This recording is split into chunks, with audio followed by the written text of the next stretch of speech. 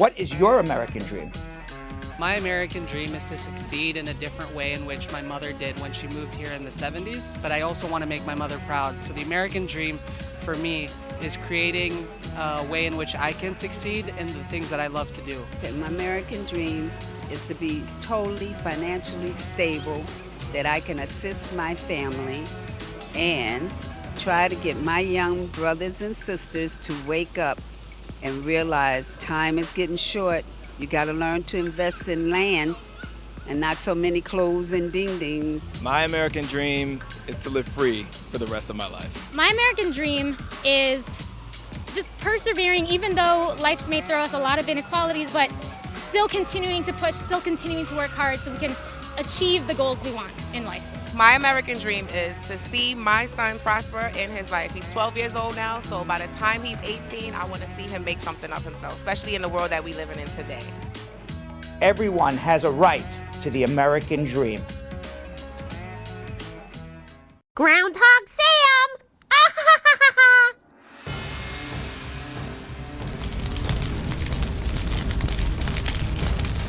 Oh, hello, Brad Squad! How are you today? I'm doing great! Well, you know, I've been thinking a lot about how many people were really unhappy about the way a Game of Thrones ended its final season. I think I know what would have made for a better show finale. Groundhog character inclusion. I mean, come on. If a Game of Thrones could have a Starbucks cup and a plastic water bottle in the show, I don't know why they could have included a groundhog family in the plot line. Think about it. The House of Groundhog could have been the 10th family fighting for control of Westeros. I would be the main warrior for the family, and because I am such a special groundhog anyway, I could go to battle whether it's spring or winter in the land. No hibernation for this warrior groundhog would be necessary. I wouldn't need any swords or daggers either. All I would need would be my trusty dragon, just like Daenerys Targaryen. My dragon would be fierce and loyal only to me. My dragon would be like I had my own personal fighter jet. And I would name him Grogon for Groundhog Dragon. Ha ha ha ha! He would be unstoppable. Even if we came up against a zombie dragon like the Night King had, he would be no match for us. Go dragon! Go dragon! We would eat pretzels together. Don't drop it. That's all you get for today. Grogon. Hey, we're a team, remember? Attitude. Grogon. And I would even let him use my pillow at night so he could get a good rest.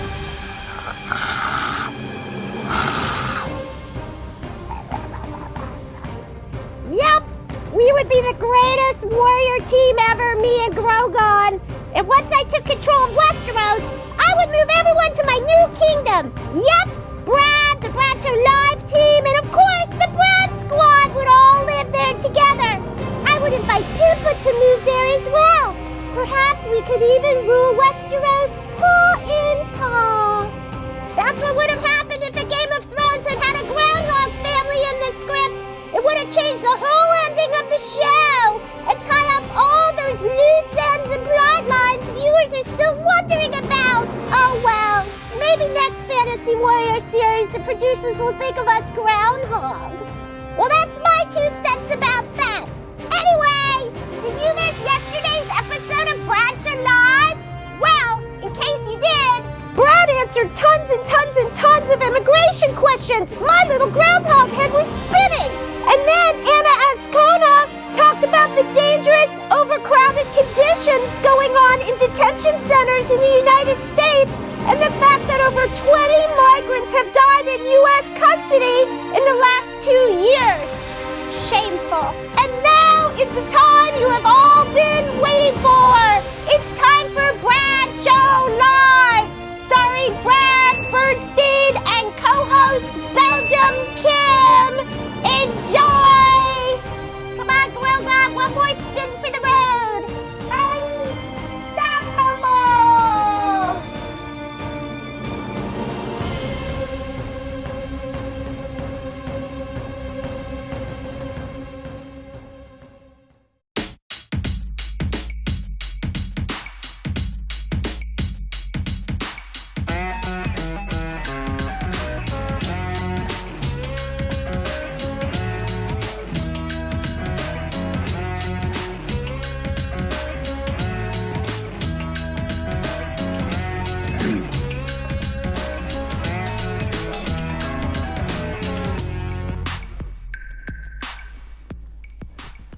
Welcome, everybody. Monday, June 3rd. I go away for 2.5 weeks. I got to give you guys more work to do if you're like making Groundhog Sam movies now. It's a whole production. Belgium Kim. It's a whole production team there now making movies. The production value of Groundhog Sam's really has increased exponentially. Yes. If we go back, we should actually tomorrow play the original Groundhog Sam when he came for Groundhog's Day. That's a great idea. Right? And I think that's a very good idea. Compare it to what we just saw. By the way, it was very funny, but I never watched Game of Thrones, so I don't know anything about it other than I guess there's dragons. There are dragons. Yes. There are families that fight for power. And when we caught up Groundhog Sam, so Groundhog Sam came into the production room and was like, what is all this about? What is all this about? He'd never watched any of it. We gave him a real quick recap, and then he just got outraged, just completely outraged that there were no groundhogs at all, especially after he heard the whole water bottle debacle. So yeah, we what are we supposed to do? Say no to Groundhog Sam? Well, especially it's 2.5 weeks I'm away, and when the we caught him cat's partying. away, the groundhogs will play. We caught him partying in your office. That's we needed to right. give him something to do. That's right. Any event. Let me say hello to everybody out there. Brad Squad, Christy Consali, how are you? Van Boo Nisbeth. I've been refreshing my page for 15 minutes. Oh. That's what happens. Angela Barrett, how are you? Dionne Watson, Tracy Haynes, Willie L. Williams, Brad Squad up, Carol Anderson, the Tiger, Dion Reed, Shui Domain. Good afternoon, Brad Squad. Patrona Collins, how are you? Angela Barrett. First Lady Hewitt says, well, hello, Squad. Big up, Brad, Kim, and my darling Yo-Yo. Yo-Yo is out in L.A. right now. Yeah. I don't know when he's due back, but I saw he's Tuesday, Wednesday. Tomorrow. I didn't know what. Kim went like this to me. I go, I don't know when Yo-Yo's due back, and she goes, That's true. I don't know if she was blowing me a kiss. I don't know what that It meant. was the start of tomorrow. Tomorrow, got it. Right, what? Jasmine McDonald, how are you? Jessica Leamy says, hail First Lady. Who's First Lady? First Lady Hewitt. Hail First Lady Hewitt. Hail First Lady. That's right. Hail. Well, I'm praying to her.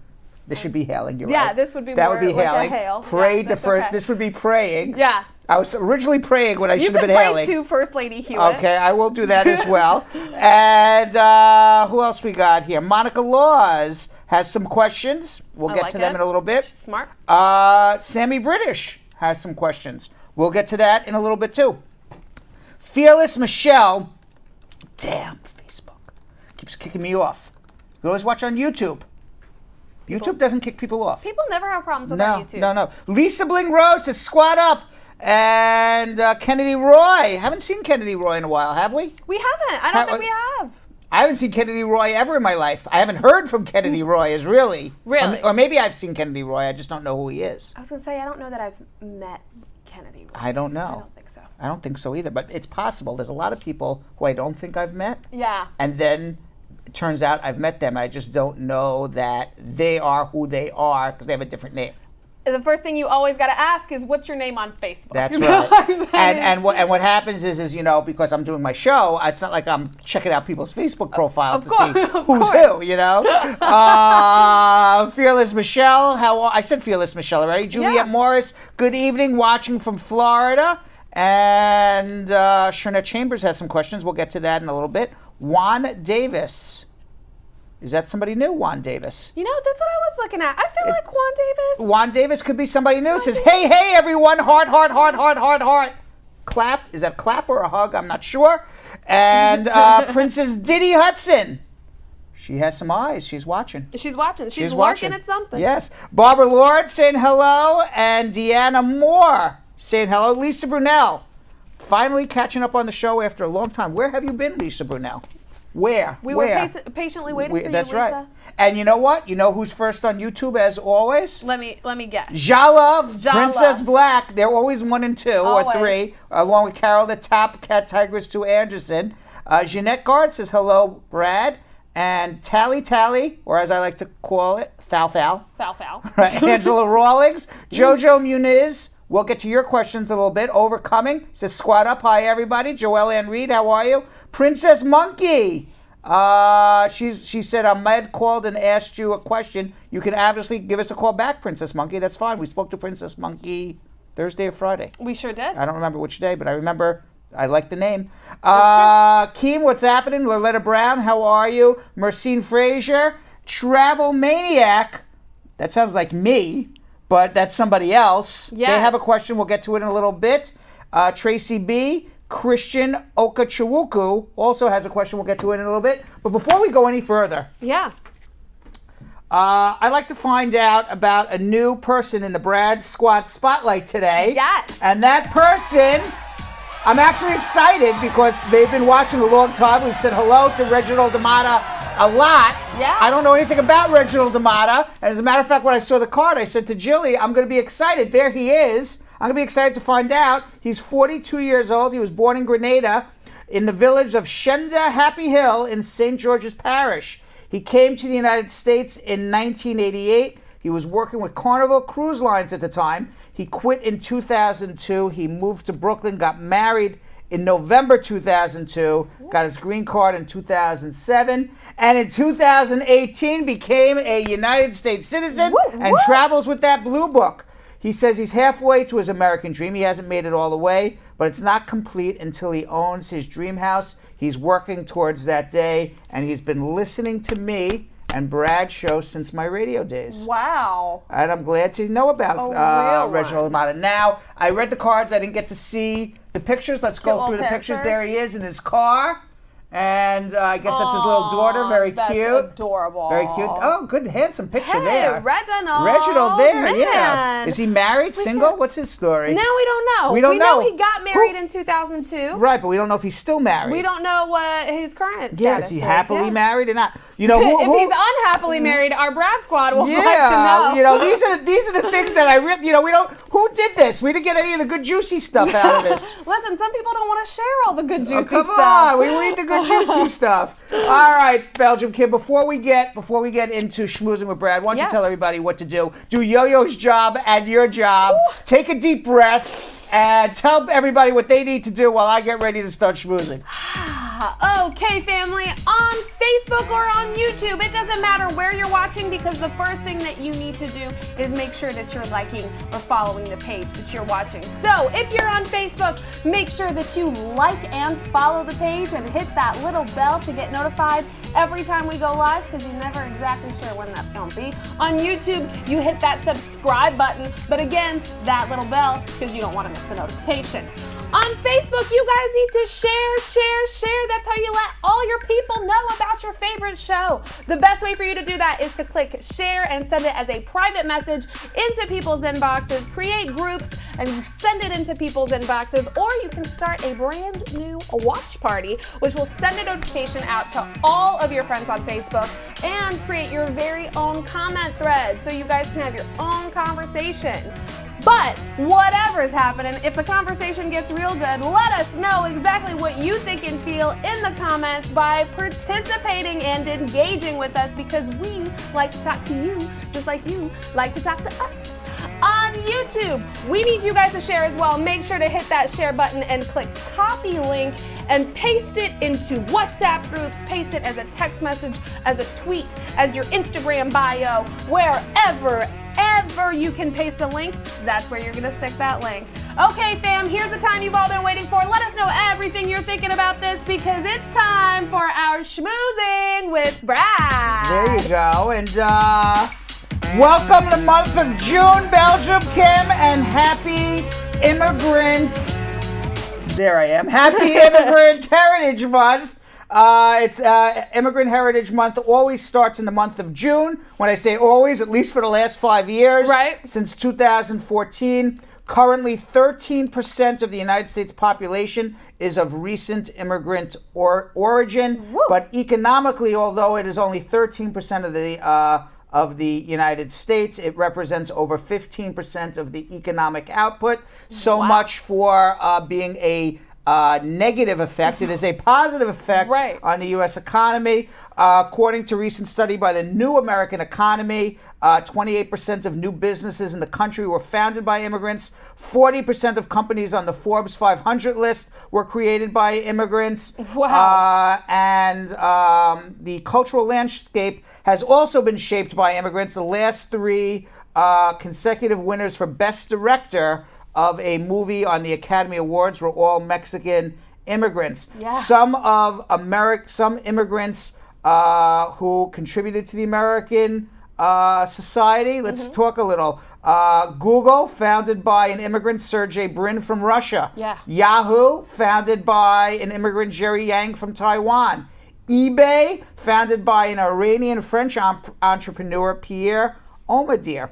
And we can go on and on and on and on and on. Kindi Wiley, the son of a Nigerian immigrant, became the first African American to paint a presidential portrait. Oh, and yes. What a portrait we will be celebrating Immigrant Heritage Month all month. Yeah. And maybe what we can do, Belgium Kim, is as in honor of Immigrant Heritage Month, maybe we can feature an immigrant. I'm going to give you a new segment. We'll feature an immigrant for a couple seconds or a minute or two each day of how they have contributed to America. Okay. Start Googling. No problem. Love our production meetings on air. Yes. These are my Meanwhile, favorite. we'll see how that works out. Jill's in the control room going, what? Serious? I feel like this one's going to be, she's going to be like, this is a great idea. Yes. Meanwhile, another day, another shooting in the United States of America. 12 people were killed in Virginia Beach this time. It was actually while we were on our show on Friday it happened. The shooter, Dwayne Craddock, was a 15-year veteran of public works, a civil engineer. It was the deadliest shooting of the year. It unfolded around 4 p.m. Most of the people, or all of the people, were government workers. This is the shooter. He headed into the building, moving from floor to floor, firing at workers. Victims were found on all 3 floors. Nobody was able to protect themselves. Virginia Beach Police Chief Jim Corvera said investigators are looking at everything from his electronic trail and finances to his resignation and relationship with co-workers to determine a motive, but nothing explains why he did it. Right. The 12 victims on the scene include Alexander Mikhail Gusev, Christopher Kelly Rapp, Bernd Snelling, Joshua O. Hardy, Catherine Nixon, Lakita Brown, Mary Louise Gale, Missy Langer, Richard Nettleton, Bobby Williams, Ryan Keith Cox, and Tara Welch Gallagher. All of his ammunition, all of his guns, his silencer, all bought legally. Yep. He passed every background check, and yet this still happens. And all I can say is this is going to happen on a week-by-week basis, on a month-by-month basis. The United States is the only developed country, the only westernized industrial country in the world that has this type of gun violence, that allows this many guns on the streets. Yep. And we can talk about background checks. We can talk about, having an argument about bump stock. Remember that argument? It took 6 months just to avoid having a pistol turn into a rifle. Right. We can talk about, well, if everybody had a gun, we'd be all protecting each other. All I can tell you is whatever right anybody has to go and hunt as a sport is outweighed by the absolute violence and death and cost to American society, the physical cost, the emotional cost, the mental anguish. And all I can also say is the arguments, and anyone can disagree with me, but the arguments that, well, if everyone had you need a gun to protect yourselves. Well, if there were no guns, you wouldn't need a gun to protect yourself, right? And they said, well, we're keeping guns out of the hands of bad people. Well, we don't know who the bad people are. We can't figure out who they are. This guy, this shooter, had no negative trail whatsoever. Exactly. He was able to purchase a gun, pass all background checks. The bottom line is no guns, no violence. That doesn't mean that there won't be somebody who goes around and tries to stab somebody or slam somebody with a bat. And that doesn't mean if you outlaw guns or make guns almost impossible to get, that there won't be illegal guns on the street. Right. But it's going to make it so much harder for the crazy person who wants to go shoot somebody to go get a gun. It's just easy access to guns equals easy ability to become a mass shooter. Yep. and there's a lot of unhappy people in this world, and we don't have the technology or the medical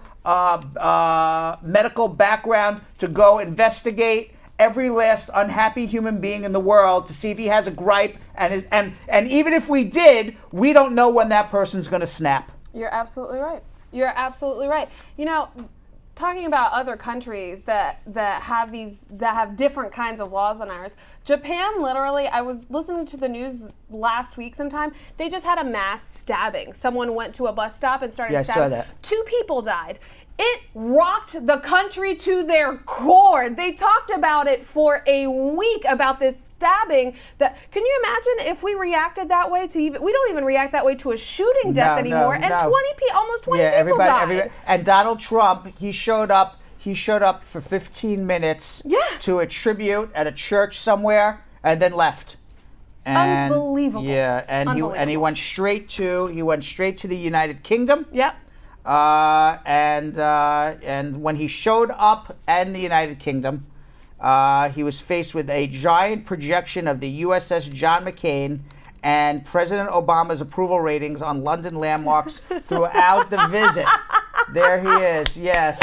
UK approval ratings, there he is. Obama 72%. Trump 21%, and then there was also something with the USS John McCain, where he was so. I mean, how stupid was that? Okay, he went to Japan. Oh, that's there. It is right there. Yeah, the projection. He went to Japan. Right. He goes to Japan, and he doesn't like John McCain, so he didn't want to see the ship, the USS John McCain, so it had to be hidden from sight during the parade of U.S. ships that were, I mean, come on, how petty are you going to be? Unbelievable. Almost as petty as the Brits, thank God. Yes. This was all done by the anti-Brexit campaign led by the donkeys, and this is the people who want to stay within the European Union. On the Tower of London, the group projected a 21% UK approval rating next to Obama's 72%. And tweeted the president, just so you know, you're wildly unpopular here in Britain.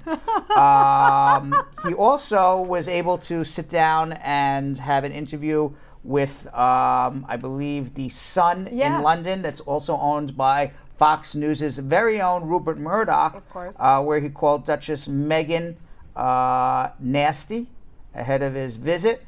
He tweeted, and he claimed, though, he never called Meghan Markle nasty. It was made up by the fake news media. Now, in a clear audio recording, even though he says he never said it, what the president was asked when he knew of Markle's opposition to him, he said, I didn't know that. What could I say? I didn't know that she was nasty. And we have that audio recording. She said she'd moved to Canada if you got elected. Turned out she moved to Britain. Well, that would be good. There are a lot of people moving here. So what can I say? No, I didn't know that she was nasty. I didn't know that she was nasty. I didn't know. What can I say? I can tell you is, people, please vote him out in 2020. It's just if you're a U.S. citizen. He's tweeting it never happened, and there's an audio recording. You saw the reporter with the audio recording. I can't take it. Every day it's just crazier and crazier, the news, right? It's the Twilight Zone. Yeah, it's really the Twilight Zone. We're literally in the Twilight Zone. Meanwhile, there was Andy Ruiz. Andy Ruiz Jr., he's Mexican descent. He became the heavyweight title holder of the world in boxing. Ruiz knocked down British champion Anthony Joshua 4 times, the final 2 in the 7th round, providing the decisive blows. Ruiz was the first heavyweight Mexican to win the heavyweight title. It capped off one of the most epic upsets ever. Ruiz, nobody even heard of this guy, and then he was summoned to replace. Somebody got hurt or something? Yeah, I couldn't even find Jarrell Miller obviously got hurt. He couldn't, and they needed somebody. Right. So then they got like, all right, 6 weeks ago. Yeah, so they're like, all right, find Rocky Balboa. Give this guy, unknown guy, a shot. Nobody ever heard of him. Right. And he got Jill is in my ear. Yeah. He got kicked out for steroids, illegal steroids. So they found this guy Ruiz. Nobody ever heard of him. Yeah. They're like, all right, we got to find a boxer because we got to put on this. We already sold tickets. We rented out Madison Square Garden. Like, find like Rocky Balboa. Look at this guy. He looks like a sumo wrestler. Right, All right, he doesn't even look like a He looks boxer. he looks like some guy they found out at the TGIF, like eating some wings and beer. You know, like get this drunk guy eating the wings and beer. Yeah, Ruiz. Yeah, put him in the ring. You know, They give went him to a the shot. Applebee's beside Madison Square Garden. Like, is anybody here a boxer? Can we see back his body? I never saw a body like that on him. I mean, look at that guy. He looks like he was drinking beer for. He's a little He was training. He looks like me with arms that are a little bigger than me. But basically from the chest down, he looks like me. You could be the heavyweight title I could holder be of the also, world, I don't have those biceps that he has. But I don't understand. It says he was the garden was packed, as well as his stomach as well. I mean, they packed two things: the stomach and the garden. And this guy was completely unknown, unknown. And he says, "I just feel so good, man. This is what I've been dreaming about. This is what I've been working hard for down at the Applebee's, you know, drinking those beers. I just couldn't believe my dreams would come true. Maybe I'm still No, he didn't say any of that. It was considered a joke by fans. Nobody thought he was going to last more than 30 seconds. Yeah. Literally. They said if he gets out of the first round, it'd be a miracle. And he made it through the 7th round. He knocked out this British guy 4 times. It was considered a joke. All Ruiz did was dominate the British champion and used a technical knockout to turn his life in the heavyweight division upside down. He's a flabby fighter, they call him. Ruiz, the flabby fighter out of Southern California. And right before the boxing match started, this is the best line. He tells Anthony Joshua, Don't underestimate this little fat boy. He's right about That's that. right. Look at that. I mean, if you look at this picture, you say, who's going to win this fight, right? About to beat right. whose You said the ass? British guy's going to knock his ass down in 30 seconds. But I mean, I can't believe that. When I was trying to find who he replaced, I actually found a really fun tidbit that when the ring announcer announced the name of the judges, should this fight go the distance, the fans laughed at the possibility. Wow. Yeah. Wow. So, meanwhile, down in Colombia, the country of Colombia. a Colombian Okay. woman wanted to check to see if her neighbor was home, and she ended up getting her head stuck in the front door metal grate for 5 hours. Yeah, she popped her head in, said, "Hey, Dolores, you home? Dolores, you there?" I don't know if her name was Dolores. I'm making it up. And all of a sudden, she got her head stuck there. The photos of the unnamed woman from the town of La Virginia in Colombia. Boy, I can't read today. It's not even hump day. I really thought it said La Virginia. It's La Virginia in Colombia. Recently went viral on social media after it was reported that she had to be rescued after spending 5 hours with her head stuck in a neighbor's front door metal grate. Now, how do you get your head stuck in but not out? If your head could fit in, how does it not fit out? You know, we actually had this conversation. I guess because of the ears. Right. I just thought about it after the ears go flat, but they don't go back. I just thought about that. After I said it. Now, it's not clear if the woman intended to spy on her neighbor or if she merely stuck her head through the gate to say, "Hey, Dolores, you home?" But one thing is for sure, when she tried to pull her head back from the grate, she realized she was stuck. Now, she was screaming for help for several minutes before the police came. They tried to pry her from the gate. They couldn't. They called the fire department for assistance. It took them 5 hours.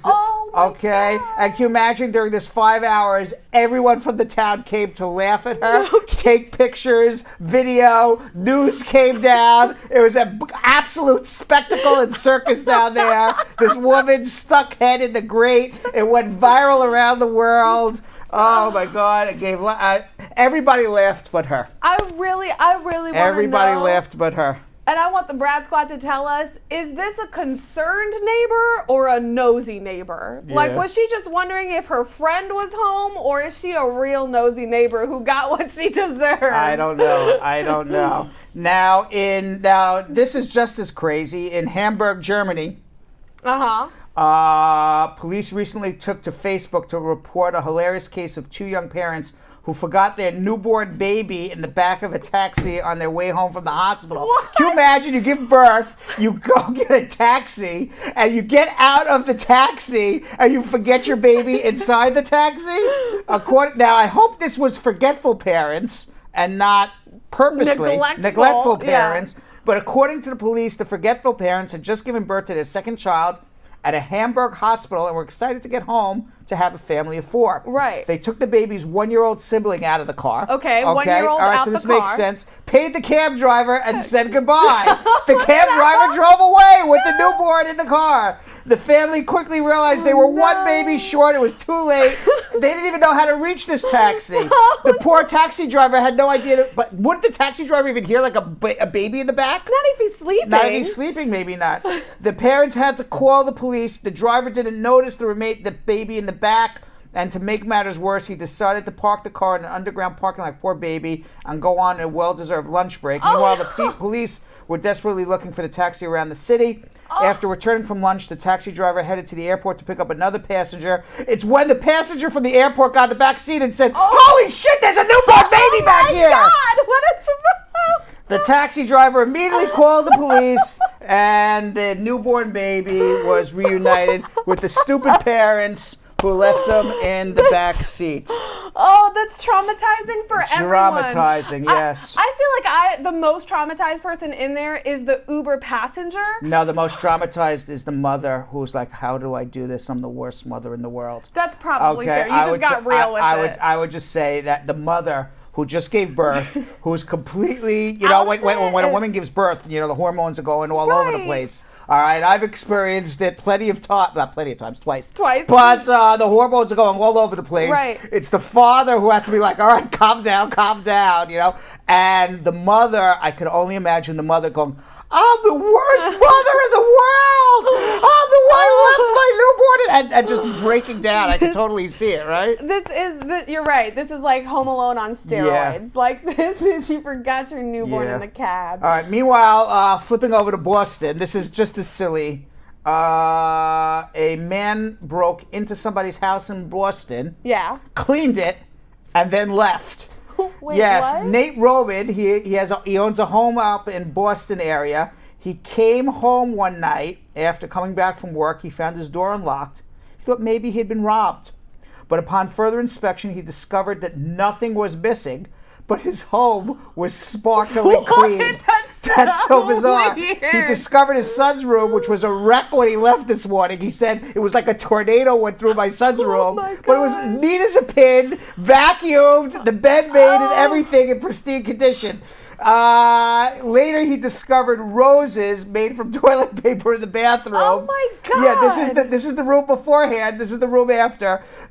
They left roses made from toilet paper in the bathroom. A detail that made him realize this was the work of a professional cleaner. Oh wow! There Look was at that a toilet rose. paper. Somebody broke into his house and cleaned it. His theory is now. I want you to know. I don't understand why this never happens to me. I know, right? Nobody ever broke into my house to clean it. But his theory is that a cleaning service came to the wrong address. His kitchen was untouched, which now is making him second guess his suspicion. I think that a cleaning service did come to his house, started cleaning, and then realized they're in the wrong house and left. That's my theory. Oh, that's a smart. Yes. I would honestly, the first thing I thought is, why doesn't this ever happen to me? But I don't know that I would actually like this, because you still have this idea, like, why are they here? Like, what did they do?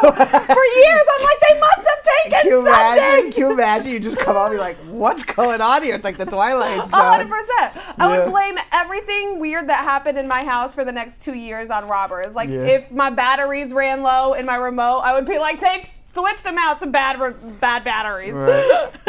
Meanwhile, a global drug survey shows that the United Kingdom drinks too much and Canadians smoke too much. Belgium Kim. Is that a fact? Yes, I don't think we needed a survey to know that one, Kim. Breaking news. Yes, the results of the 2019 Global Drug Survey published 2 weeks ago reveal that British respondents get drunk more times per year than anywhere else in the world. such as the British soccer hooligans, right? Football Right. hooligans. The UK respondent said they get drunk 51 times a year. Wow. Okay, that means that the average Brit gets drunk 1 out of every, 7 days a week? Right? Yeah. At least, right? 1 out of every, It's yeah. 5 days once a week. Yeah, once a week. They're piss drunk. You're drunk. All right, the average Brit is piss drunk at least once a week. Oh my God. Yes, compared to only 50 times for people in the United States. We get one less time. Yes, us here in America, we're perfectly so much more moderate. Yes, 48 in Canada and 47 in Australia. Now, on the other end of the spectrum, if you want some sober people, you go to Chile. Right. Okay, they just get drunk 16 times a year. Okay. And in Colombia, believe it or not, Yeah. they only get drunk 22 times a year. Okay. Now, testing for drugs, the survey found that Canadians smoke weed 85%. 85% of Canadians have smoked weed at least once in their life. Whoa! And at least 66% has tried magic mushrooms in the last year. So 2 out of every, that's crazy. That's insane. 2 out of 3 Canadians are totally tripping on mushrooms in the last year. Well, they have at least once? Yes. Oh my God. Yes. No wonder they're like, they wear these silly Canadian Mountie police uniforms and run around on moose all day, right? No wonder they're a real chill crowd. Yes. Okay. The survey also 85% have smoked weed in the last year. That's a crazy number too. Yeah. The survey also found that LSD is the best value for money drug in the world, while alcohol bought in bars is the worst value.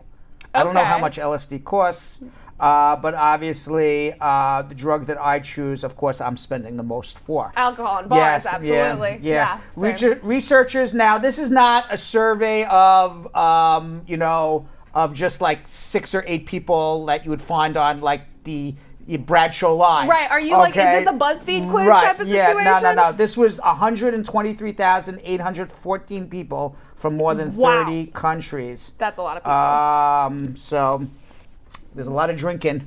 Oh, wait, number 8. So ironically, Ireland, oh, yeah. okay, which comes in 7th on the list, just opened its first alcohol-free bar in Dublin. It's called the Virgin Mary. It's in Dublin's Capel Street. An extensive list of cocktails, wine, beers, and spirits, all with 0 content. Maybe that'll help bring the number down a little bit. Yes. And finally, here's some good news. Okay. A homeless teen has become the school valedictorian and earned a $3 million in scholarships. Here he is. His name is Tupac Mosley. He's a high school valedictorian in Memphis, Tennessee, and he's earned more than $3 million in scholarships while not having a home to live in. Mosley's father recently died. It caused his family to fall behind on their bills, get evicted from their home. And since February, Mosley has been staying in various places around Memphis. He specifically thanked a camping site and a nonprofit organization that gave him a place to sleep. Despite the challenges of not having a home, Mosley kept a 4.3 grade point average, better than any of his classmates who did have a home. Oh my God. And during his valedictorian speech, he told his classmates that he truly believed anything was possible if you believe in yourself and hard work. No kidding. He says, quote, "Never let your current situation, whatever circumstances you're going through, be a mountain that you can't climb." This is from a 17-year-old. We can learn a lot from this 17-year-old. God. He's going to be attending Tennessee State University in the fall, and he's going to major in electrical engineering, and that kid is going to make it. And he's going to, in 20 years from now, he's going to be living in like this McMansion somewhere with a pool and indoor basketball court. Yep. And he's going to have like, who was the butler on Fresh Prince? What was his name? Winston? Winston or Bentley or what, I don't know. Whatever his name is. I'm picturing the butler from the Fresh Prince. I know exactly what you're talking about. Right. So with that, Belgium Kim, why don't you tell everybody one more time what to do while I get ready to answer some immigration questions.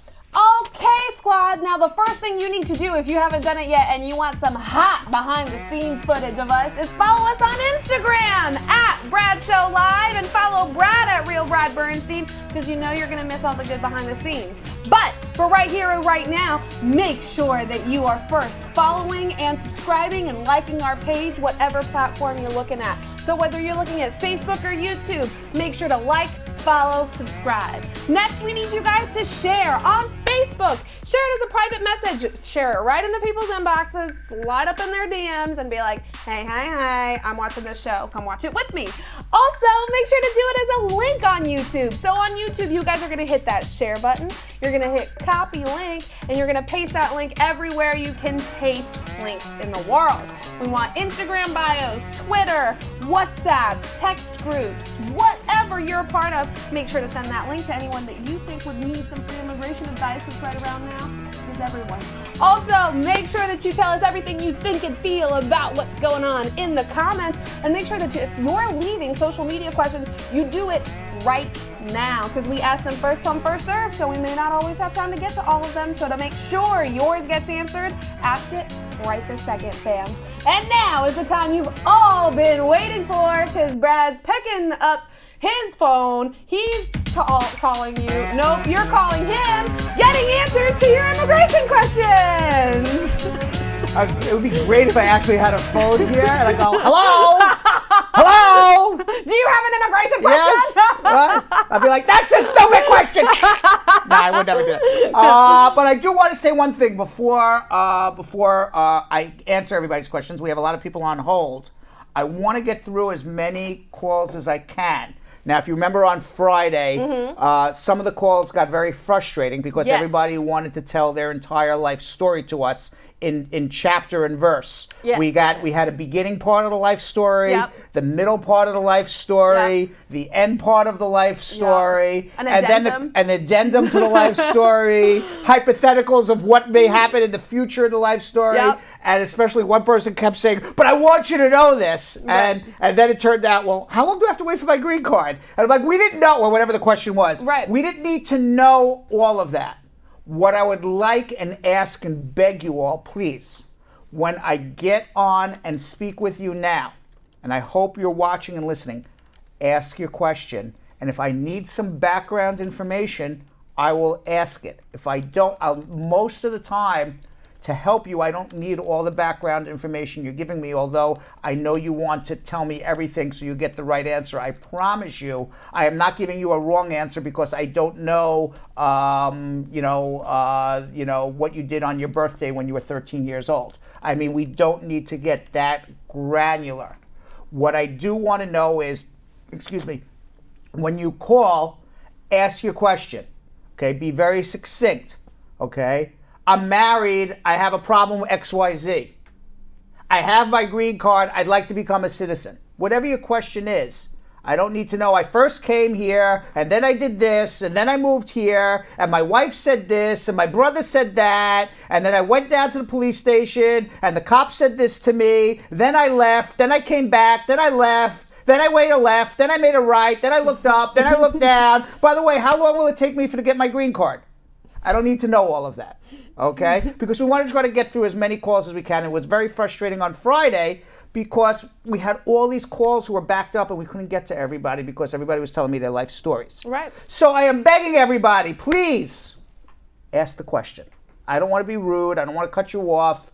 I will try to listen, but please just ask your question. All right, you ready, Belgium Kim? Ready, Brad. Do you think anybody listened to me just now? I truly hope so. I truly hope so. He knows what your whole case is just by your question. Right. Trust me. All right, let's go to MJ in Antioch, California. MJ. Hi, good afternoon. How are you? Good afternoon. Yeah, I got married last May 2018, and my husband and I didn't get along, and I didn't receive any of green card or SSN for our work permit, so he wanted to get divorced with me because we didn't get along. So my question is, what would be my legal status if that's the case? He's going to divorce me. Well, your legal status is the same before your legal status, which is you have no work permit, you have no green card, you have no travel document, you're still out of status. So unless you are an abused spouse, and that's either physical abuse or extreme emotional abuse, you're in a situation where you fell in love, you fell out of love, and now you got to figure out a new way to get a green card. Yeah, so my question is just like, my husband, I didn't know really if when he's going to divorce me within this year. That's what he said. But is it okay if I go ahead, I just, do the divorce instead of waiting for him? You don't have to wait for him. Okay. Right. And then by the way, just because you're out of status, okay, doesn't mean you have to wait for your husband to divorce you. Okay, in a matrimonial action, whether the wife or the husband, whether the non-citizen or the U.S. citizen starts, it doesn't matter, and that's all 50 states. Okay, and then my question would be, second question is, what if I fall in love again and I get married? You can. So, By the way, it happens 50% of Americans fall in love, fall out of love, and then fall back in love again. Even while. Okay. And then what will happen to my case in the USCIS, by the way? They will, the first case will be denied. Now, hopefully, it is not followed up with a removal order or an order for deportation. You have to be worried about that these days. You have to worry about when you file an application and it gets denied that they look to put you in removal proceedings. That's what you have to worry about. So what you would want to do is get divorced quickly, and hopefully you fall in love. Don't do a business marriage, but hopefully you fall in love again, and you can try again. You're allowed to fall in love, out of love, and in love. It's life. Okay. Oh, well, that's my question. Thank you very much. Because I went to the attorney before, and they give me a wrong advice, really. Right. So when I saw this ads on the Facebook, and it really big help for us. All right, thank you. By the way, thank you very much. Where are you from, MJ? Oh, I'm from the Philippines, by the way, but I live here in California right now. And it's a very big help. Thank you very much. You're very welcome. Okay, good luck, MJ. Have a nice day. Okay. All right. That was the way to ask a question. I loved it. Okay. MJ set the tone. She set the tone. She didn't say, by the way, I came here in 1999 and I met this man and we went out to dinner at the Red Lobster and he proposed to me and he said he would fill out these forms. She didn't go through the whole life story. She got right to the crux. I'm married. I filed the papers. My husband's divorcing me. What the hell should I do? Love it. Love it. All right, let's go to George in Dallas, Texas. George. Good afternoon. Good afternoon. Thank you very much for this opportunity. Okay. I'm on A2 and I'm F1 and my wife is on A2. Then they came here and their diplomatic stay is over, so they've sent them back to their country. So I applied for a change of status from A2 to F2. Did you say A is in Apple or M is in Mary? Apple. Okay. From A2 to F2. All right. And you were the son of a diplomat? My wife, the son of a daughter of a diplomat. Okay. And I am the husband on F1. Got it. So now that they are going back, I decided to change my wife's status to F2. F2, yeah. Got it. And there's a form, I-566, that was supposed to be endorsed in my consular office. Correct. I went there and they refused to endorse it because the father is no longer here. Right. So for that reason, the USCIS denied the application, and it's getting to a removal proceeding if we don't do an appeal. Correct. So I don't know what to do in this situation right now. It's very hard because you have to get whatever the, and I don't know what country this is, but there's consular. Yeah. What country? Cameroon. Cameroon has to do the right thing because this is your wife, when she came to the United States, they have to waive diplomatic immunity. If they don't waive diplomatic immunity, immigration is not going to approve the immigration case. What you will probably have to do is she would have to go home and then come back on an F2 if they even grant it to her. I don't know if they would. I don't know if they would or not. You don't want to go through deportation proceedings unless you feel you're going to win. And the only way she would win a deportation proceeding as somebody who's on an A2 who got denied switching to an F2 would be either filing some sort of claim for withholding of removal, that her life is in danger if she returns back to Cameroon. I have no idea. I don't know anything about what's going on there and what your situation is with your wife. Or if she's been here in the United States for more than 10 years, and she can prove an extreme and unusual hardship to some of her children who were born here, if in fact she does have children born here. Okay. That would be. So can we?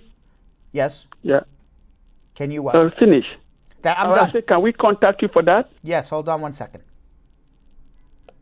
Let's go to Brandy in Chattanooga, Tennessee. Brandy. Hi. Good afternoon. Hi. How are you? I'm good. How are you? Good. What's going on? My question for today is, so I came in the U.S. on a tourist visa, and what happened is that my family and I, we filed for extension to whereby, we overstayed our time.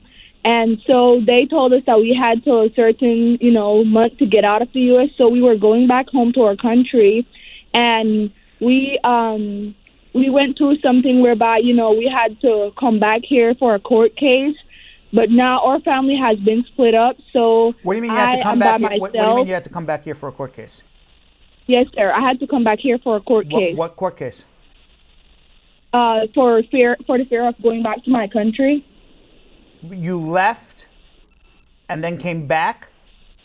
I was leaving. I was about to leave the U.S. because we overstayed our time. Okay, so it wasn't a court case. You applied for asylum, and you were in, yes, sir. and you were in deportation or something. Okay. Right. So what was your claim for asylum? Where are you from? I'm from Belize. Okay, and what was why did you fear returning to Belize, if you don't mind me asking? So my brother, the area we used to live in, we just used to, go through a lot, and he almost got killed a couple of times. Why? Not gang related, but it's just the area we used to live in. It's very dangerous. That's not asylum. You're going to lose that case. All right, because just because you come from a dangerous country doesn't mean you have a right to asylum. That means because a lot of countries are dangerous. If that was the claim for asylum, half the world would come here. Asylum is I am a member of a group, I am a member of a social group, and I'm being persecuted because I am a member of that social group. I mean, that's the most basic way to deal with it. So in other words, and if the town or city where you are is violent, what the U.S. government says is, well, then nobody says you have to go back to your hometown to live. You can go anywhere in Belize. Maybe go to a place that's less violent. What the law also says is just because bullets are flying over your head and you're in a dangerous area doesn't mean you have a right to asylum. So, So how old are you, Brandy? I'm 20 years old. You're 20 years old. And you're left here alone? I left with my family. I'm sorry? I left with my family. But you're not with your family anymore? No, sir, I'm not. Who's taking care of you now? I'm living with my sister. Okay, and who's giving you advice to file for asylum? So I'm following up with my officer that I had to check in when I got released. Who's giving you advice to file for asylum? No one. Okay, so why did you do this? Because I got out on a bond when I got released with my family. Okay. When will you turn 21? Next year. All right. They have something called, this is what I would suggest you do, because you're going to lose your asylum case. Okay. Now, luckily for you, you're under 21 years old. They have something in the U.S. government or Immigration Nationality Act called Special Juvenile Immigrant, or Special Immigrant Juvenile, excuse me. SIJ. Okay, what that is if you're under 21 years old and it's not in your best interest to be reunited with your parents back in Belize, and they either abandoned you or neglected you, which they did because you're here by yourself, and you have a guardian who goes into court and convinces a local family court judge that this is the case, you can apply for a green card as an abandoned or neglected child in the United States of America, as long as this is all done before you're 21 years old. Now, this was the law all the way up until Trump came into power. Then the Department of Justice said no, you had to be under 18 to do it, but it's been now overturned by a court on a federal level. So now, at the moment, you can still do SIJs as long as you're under 21 and you get this guardianship. I would suggest your sister or somebody that you live with file this guardianship, get what's called a special ruling that it's not in your best interest to be reunited with your family back in Belize because of abandonment, neglect, or abuse, and file your SIJ application for your green card. And this could all be done while you are in removal proceedings. That's a much better case than the asylum that you're filing for. And if you need help, hold on 1 second. We can help you, okay? Okay, thank you very You're much. welcome. Let's go to Carrie in Orlando, Florida. Carrie. Carrie. Carrie. Because the reason I asked her, Carrie. Okay, the other thing. The other thing. Okay, I didn't give this advice. There's one more thing, Dan. Okay, Yeah. when you're on hold, Yeah. keep the phone to your ear. Yeah. Put us on speaker. Exactly, do something. Yeah. All right, Gabriella in Roseville, Arkansas. Gabriella. Hi, Hi, Brett. how are you? Good, thank you. What's going on? Okay, I want to ask you. My question is, I have 23 years old son, 20 years old daughter. She's in the National Guard, and my husband, in 2006, he went to the DMV and taken an ID under the other name, and he has re-entry to the United States. I just want to know if he can apply for parole in place or to adjust our status. Okay, your daughter is in the military. She's a Yes. U.S. citizen. Yes, Where is your husband from? Mexico. Okay, and she's over 21, your daughter? No, she's 20 and my son is 23 years old. Okay, and both are in the military? No, just her. Her, okay. But your son, who's is a U.S. citizen as well? Yes. Okay. Yes, now he can apply for parole in place through your 20-year-old daughter, and your 23-year-old son can file for him. Okay, and what about the ID? It's like a fraud or... Well, two things. One, he committed a fraud, and if he's convicted or arrested or charged with that fraud, then A, he would be deported and not be eligible. B, it could go towards bad moral character, but he can rebut that. And C, if you are doing these type of things, you shouldn't be talking about it on Facebook and on my show. You should be having a private one-on-one consultation. So if he's convicted or if he's charged with a crime, yeah, he has a problem. Right now he has bad moral character. But if you understand what I'm saying, Gabriella, you may not want to talk about this further unless you have a private one-on-one consultation. Because right now, our conversation is being heard by tens of thousands of people. Not smart. Okay. Hold on 1 second. Okay. Let's go to Akram in Chicago, Illinois. Hi, good evening, sir. How are you? I'm fine, sir. I watch your show and I have one question for my friend. The question is, he filed for cancellation of removal. If it is denied, so can he marry to a U.S. citizen to adjust his status after the case denied? Well, if his case was denied, then he was ordered removed. Yes, he can marry a U.S. citizen. He would have to file an I-130, prove it's a bona fide marriage, because the assumption is he's just getting married to avoid deportation, and then try to make a motion to reopen his deportation case or removal case. If he's been ordered removed within the last 90 days, he should make that motion because he has that right to do it within 90 days. He should do that immediately. All right, so hold on. The answer is yes, but he's got a big problem. So hold on 1 second. Okay. Let's go to Darren in Queens. Darren.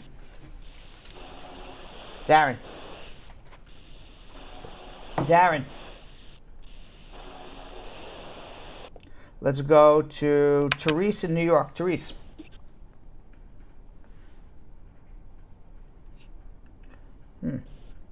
Let's go to Felix in Arizona. Felix. Yeah, hi. Hi, how are you? My question is, good, and yourself? Good. What's going on? My question is, I filed for my adjustment of status back in January 4th was the date that I received it. I did my biometrics on the 5th of February. Right. I enter with advanced parole. I have DACA. So I have in my status right now. I have a thing saying that I'm ready to schedule an interview. Right. and I wanted to see how long do I have to wait so I can change it. The I-131 is still not approved. Right. The I-130 is not approved. Well, when you get that notice online that they're ready to schedule an interview, what they're saying is, we made a preliminary review of your documentation. You filed the right documentation. Now, it's confusing when immigration says that, because it makes you think they're ready to schedule an interview. That means it's going to happen momentarily. That's not necessarily the case. All it says is, basically what they're saying is a preliminary review. What they should say, because this is what it means. What they should say is, we made a preliminary review of your documentation. We will schedule you an interview when we're damn good and ready to do it. Which means your interview could be in a month from now, and it could literally be in 3 years from now. I don't know. Okay, so do you think with the new government and everything, I should get the residence card before the work permit? Sometimes it happens that way, and if it does, congratulations. You don't need the advance parole then. Better for you. So it could go either way, and it could happen at any time. Right. Okay. All right. Well, thank you very much. All right. But don't, if you get your interview before you get the advance parole, don't be like, oh my God, what happened? Because they're going on a first in, last out now. So it means the people who filed earlier are getting their interviews quicker than the people who filed last year or 2 years ago. So don't read too much. So do you know if it's going to take a long? Well, I don't know the answer. They're doing first in, last out, and if you base it on what immigration says, they say 12 to 36 months. From my office, I've seen people who filed recently getting interviews in 6 months. I've seen people who filed last year still waiting. Okay. All right. Thank you. Right, so I don't know what to tell you other than that's what I see. Just to wait? Oh, yeah. At the moment, yeah. Okay. Thank you. You're welcome. Let's go to Andreen in Palm Beach, Florida. Andreen.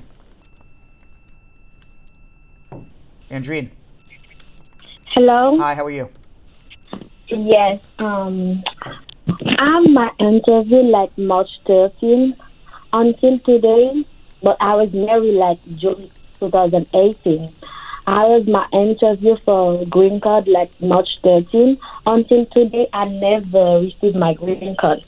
But the official like told me like they're gonna send me like a notice by mail. Until today, I never received nothing. All right, so you went one second. You went on an interview back in March. We're now in June. We're now in June, so 90 days ago. And you believe, and this was down in Florida, you believe you passed your interview.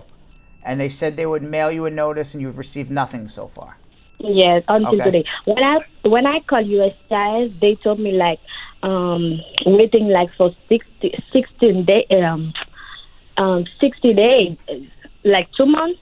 Then after 2 months, I still never received nothing. All right. So this is what the law says. They have 120 days to make a decision from March. You're not there yet. Okay. So April, May, June, sometime in mid-July, they can make a decision. After 120 days, they're violating your rights. I don't know what happened at that interview. I don't know whether you passed or didn't. It's very possible you did. It's very possible you didn't. If you didn't pass, if your fingerprints didn't clear, if they have more questions about the validity of your marriage, if you have some other inadmissible offenses, your case is going to be pending for a while. If you have a perfect case and you passed and everything is good, and in more than 120 days and nothing's happened, then I suggest to everybody you file what's called a mandamus action. But there's nothing that anyone can do at the moment till you wait 120 days. When you call immigration, okay, all you're doing is just making yourself feel better. You're not getting any additional information. You're not even getting right information most of the time. You're speaking to an outside contractor. You're not speaking to any decision maker. And many times they give you the wrong advice and tell you to do the wrong thing. So all I can tell you right now is wait till mid-July. And if mid-July comes and goes and you haven't heard, call us back. Okay, another question. Like January 31, my husband applied like for I-131. This week I received like the advance parole. I think I'm supposed to receive my green card, but they sent me like advance parole. Good. You weren't supposed to receive your green card. You filed an I-131. They gave you the advance parole because that's what you applied for, and you get the advance parole until you get your green card, and they haven't approved it yet. So good, go travel. So I can travel with the advance parole. Yes. And then, how many days you can stay out? You could stay out forever, but my advice is not more than 2 weeks. 2 weeks. My advice is don't stay out for more than 2 weeks. It's supposed to be a short, innocent, brief, casual trip abroad. All right, thank you. So I can wait to me, 14 days is brief, casual, innocent. Okay, so I still can wait until July, right? You may wait to beyond July, but there's nothing you can do until mid-July. All right, So just thank wait you. out. Okay, thank you. All right, let's go to Shane in Long Island. Shane. Yeah, hello, Brad. Yeah, what's up? Yeah, how you doing? Good, what's going on? I got a reckless driving ticket in Virginia, which is a misdemeanor. So I would like to know if I'm qualified for citizenship, because I would like to file for my citizenship. When did you get your green card? 2014. When did you get this reckless driving? It was 2018 April. All right, where are you from?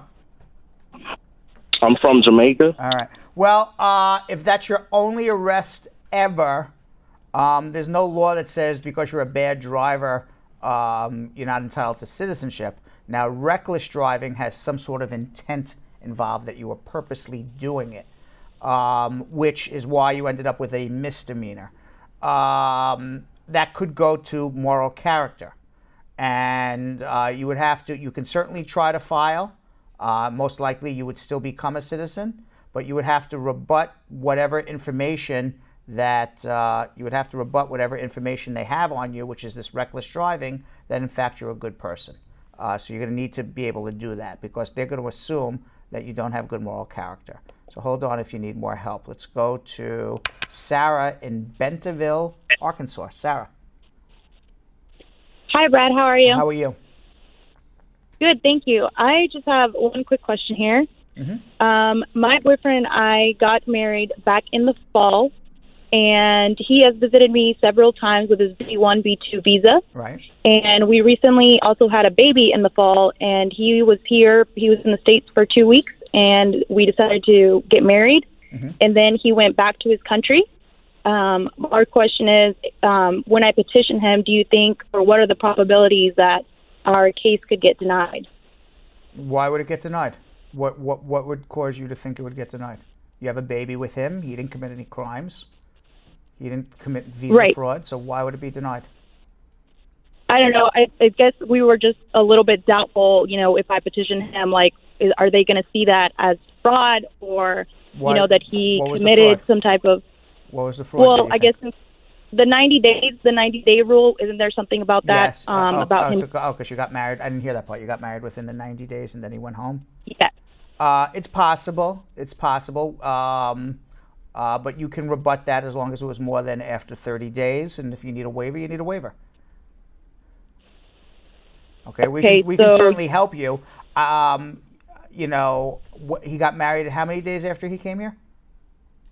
He was here for 2 weeks, and we got married, and he left. Yeah, he left back to his country. Yeah, it could be a problem because you can't come here to visit for the purposes of getting married. It could be a problem, and you have a baby. You may need a waiver. How would the waiver work? How does that work? After he goes in, if they say to him, "Wait a second, you came here as a visitor and you got married 2 weeks later. You committed fraud. What was your intent when you came into the airport? Was your intent to visit or was your intent to get married?" If he says, "Well, my intent was to get married," fraud. If he says, "Well, my intent was to visit and I changed my mind," it really doesn't matter because the law says you can't change your mind within 30 days. Either way, it's going to be fraud if they bring it up as an issue.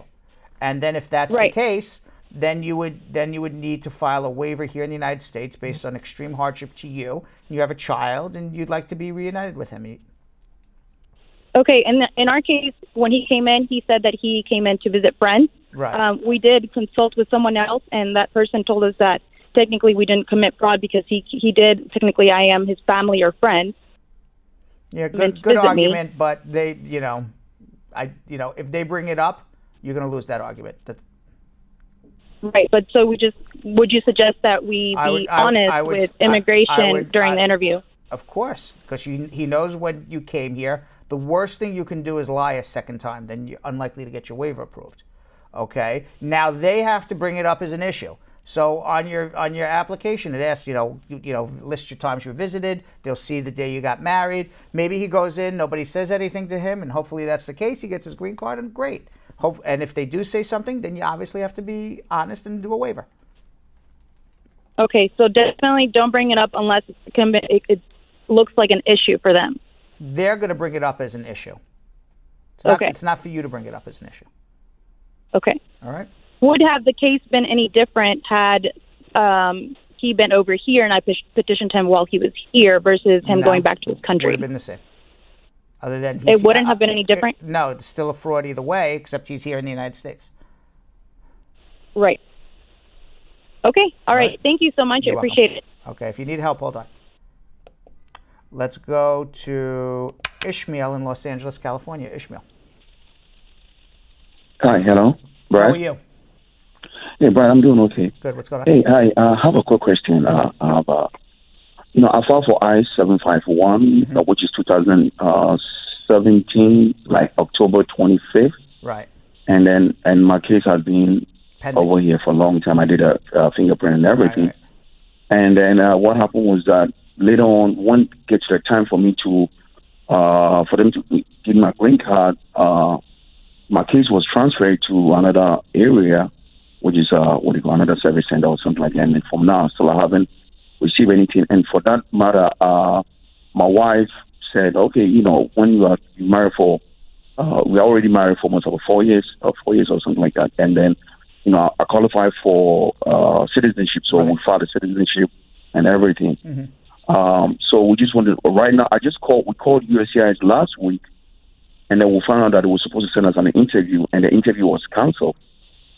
So when we called them, the lady was telling me that my green card has been, I think it's more than, it has already passed the normal processing time, so I should call them back, and maybe I should wait for 30 days for me to hear from them again. Ishmael, let me ask you a question. You call, and they says call back in 30 days. What's calling back in 30 days going to do? What are they going to do differently? Nothing. They'll tell you, I don't know. That's what I'm calling. They're going to tell you to keep waiting. All right. You got two choices. You could sit on your thumbs, okay, or you can file what's called the mandamus action, which is force the government to make a decision. Okay. You file a mandamus, and the mandamus would be both to approve your I-751 and schedule you for a citizenship interview. They're denying you your rights to get your green card and become a citizen. You're entitled to it. Okay. All right. So hold on. We can help you even in Los Angeles, California. Hold on. Okay. Thank you. All right. You're very welcome. Whoa. I just lost my page here. 1 second. There we go. All right. Let's go to Angela in Myrtle Beach, South Carolina. Angela. Hello. Good evening. Hi, Angela. Hey. Hi, Uncle Brad. How are you doing? Good, Angela. What's going on? Okay, I want to find, but I'm gonna the thing before. My mother, she had 2 kids here, but in the process, she had a visa and a school visa, which she school visa to go to school. Now they revoke both visa. Is it going to apply to go to school now? Is it possible they're gonna give her? They revoked. Is it possible they're gonna give her? Who's they? Who revoked what? Immigration revoked both her visas. Immigration or the embassy? Those are two different people. Embassy revoked the U.S. visas. Embassy revoked visas. Why did they revoke visas? I think they said something about fraud because she has a something about fraud. Okay, and your question now is, will she get what? She wants to go to school. She get access to school no, here. if there's something about fraud, that's a bar for life. Bar for life. Okay. So I don't know why it's like this kind of, something about fraud. It's no big deal. Can I go apply again? No, you can't. It's fraud. You commit fraud, misrepresentation, you're done. Unless you can file a waiver. And that's going to be based on marriage to a U.S. citizen or resident, or you are you have a parent who's a U.S. citizen or resident. Okay, thank you. You're welcome. Let's go. We're so casual. Yeah, she got revoked, and hey, could you go back? And da-da-da. Come on. Yeah. Darren in Queens. Darren. Yes, hello. What's up? Yes, good day, Brad. Good afternoon. What's going on? I wanted to find out that I came over here on a B1, B2 visa. I'm over here more than 3 months now, so I was checking online. I want to know how can I, or if there any way I can obtain a social security number or a work permit. Yeah, Darren, you're just asking how do you become legal, and I went to law school for years and practiced law for 25 years to figure it all out, but you would need a consultation. I can't tell you, okay, you're here 3 months, go fill out this form. There's no such thing. Okay, but if you want to have a consultation, we can go through everything. It takes about 20, 25 minutes to have a consultation and figure it out. And I'm happy to do that, so hold on 1 second. The one thing I can't do on these program is, how do I get a green card? How do I get a green card? That's a toughie. It's a toughie. Therese in New York. Therese. Hello. How are you? I'm fine, thank you. What's going on? My question is, I've gotten my green card from last December. Right. And I filed for my son in Jamaica. Right. And I got a letter in January that they send his paperwork to NBC. Mm-hmm. That was from January. Right. And I tried to contact NBC by phone, and I noticed I didn't get them, and I emailed them. But they sent me a case number, but there wasn't no invoice number, which I'm getting to realize that they should send both. Who did you file for? My son. How old is he? He's in Jamaica. He's 15. And you're a citizen? My husband filed for him. I put in the paperwork. Yeah. You should have gotten a fee bill, and if you haven't, you have to contact the National Visa Center. And now I understand it's impossible to call them, and you have to do it electronically through their new, online system. Yeah, and it takes forever. And well, then, if you need help, hold on 1 second, okay? Because that's the way to do it. I have another question. What? He has a visiting visa. Can I go ahead? I want him here for the summer. Can I go ahead and purchase a ticket? Can he travel on his visitor's visa in the meantime? He can travel on a visitor's visa, but if he has a pending petition, he can always run into a problem at the airport that they believe he's coming to live and not visit, and give him a problem and even deport him at the airport. There's always that risk. Oh, so it makes no sense to purchase a ticket for him? Not if you are risk averse, no. If you like to do risky things, yes. If you don't like to do risky things, no. Because I can't tell you what will happen at the airport. If you want to get him here as quickly as possible, get a good lawyer. That's what you need. Hold on 1 second, okay? You may be talking to one. I'm not 100% certain. Actually, I am. I'm certain. I was just about to say. Actually, I am certain. Certain enough for both of us, I am certain. So, Belgium Kim. Yeah. Before we get into our social media check-in, can you tell everybody that we're going to be getting into our social media check-in? And please share this with your friends and family. Tell them what to do. And also, by the way, let them know what your Instagram account is. Yeah, absolutely. So you can follow me at Travel Queen Kim on Instagram. For the wonderful Jonathan that's not here, Jonathan Elias TV. And for the wonderful Brad Bernstein right there, Real Brad Bernstein. You're going to see all the good stuff. On Facebook and YouTube, if you guys are loving what you're seeing, which of course you are, because how could you not, make sure that you're sharing the show. Make sure that you followed us and liked us on all of our pages on YouTube and on Facebook, wherever you're watching. And make sure that you share it to people's comments. Hit that subscribe button. Make sure to share on YouTube first. We're gonna choose you guys first. Make sure to copy that link and send it to everywhere that you can copy links. Make sure to tweet it out. Put it in your Instagram bio, put it in WhatsApp messages and in WhatsApp group that you are members of, because I'm a member of tons of WhatsApp groups. Those people always get my link. Also, make sure that if you're on Facebook, share the show. Share it into people's inboxes as a private message, or start a watch party where you'll get your very own little comment box for you and all of your friends.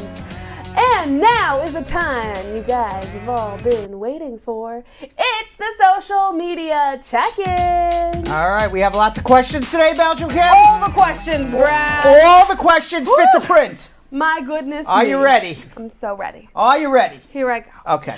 Ahmad says, I'm a resident of Dallas, Texas, and I submitted my N400 application online in September of 2018. Then the USCIS office scheduled my fingerprints and biometrics in December. After that, it says that they reviewed it and that I don't need to do anything else, but I still haven't gotten an interview. I'm out of the processing time, so what can I do? Do I submit a mandamus? Do I file a lawsuit? What do I do? What is this? Citizenship? Naturalization. And it's more than 12 months? No, since September of last year. Just hold your horses. After September of this year, if you haven't heard anything, you file a mandamus. We've got a question from In God I Trust Faith. Okay. Says, I forgot to submit my medical records during the green card interview in February. I'm married to a U.S. citizen and we had filed an I-601A due to misrepresentation back in February of 2016. How long do I have before I get a response, and when should I go ahead and submit that medical? It may take up to 12 months for a response. You do not submit a medical until they ask you to do so. Tate says, I'm a U.S. citizen and my niece is a green card holder. Could I apply for her citizenship? No, you cannot do anything for your niece.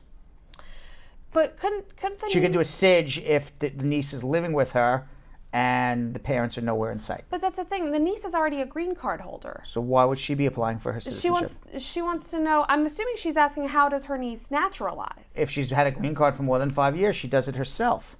Right. If she's over 18. If she's under 18, you can't naturalize unless your parents are citizens. You just become automatic citizen. Cool. Shelly Ann says, we filed an I-130 and got a reply stating that they received it. Could we still file the follow-up to join?